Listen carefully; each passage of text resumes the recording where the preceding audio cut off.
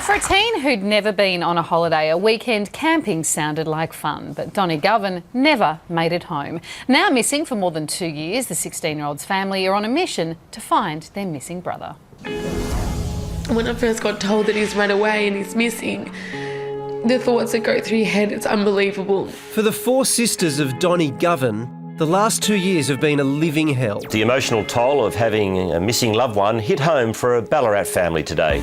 A weekend with family and friends on the Murray turning into their worst nightmare when their teenage brother ran into the scrub and vanished. He was just on top of the world, just couldn't wait to spend the weekend away fishing and just kicking back doing nothing.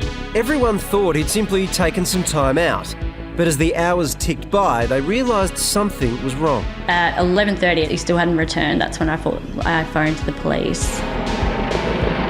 Despite an exhaustive search by police and SES, there was still no sign of the 16-year-old. This is the first time Donny's been to this area, so he doesn't have a lot of local knowledge, and I understand that he doesn't have a strong sense of bush skills. Knowing that I'd taken my brother away from my mum to go camping for a weekend away and I was returning without him, it was a very dark moment as well. I was very low. Who's in the picture, sweetheart? Daddy. Uncle Donny. Daddy. Little Harmony has never met her uncle, who went missing just days before she was born. Kiss for Uncle Donny, kiss.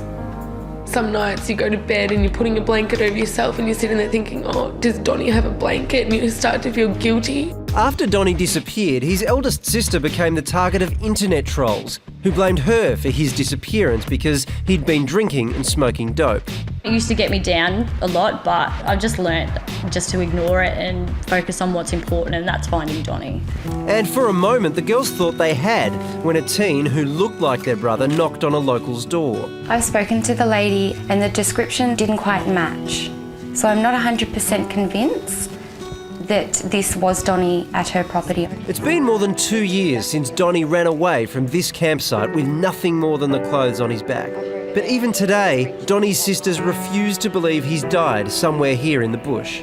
I believe that he's still alive. I don't think he's here anywhere. I think he's off doing, having the time of his life maybe. Could be doing anything. You always hear of miracle stories. I haven't accepted that he's not coming home because I keep telling myself that he is going to come home. Because life's just not the same without him. And not knowing must just be so hard. Yeah, the uncertainty of it. It's got about the hardest thing I reckon you could go through as a family, and that's one of the reasons that we're putting a spotlight on missing people across the country. If we can help you find someone, that would be great. Send us an email at missing@theprojecttv.com.au.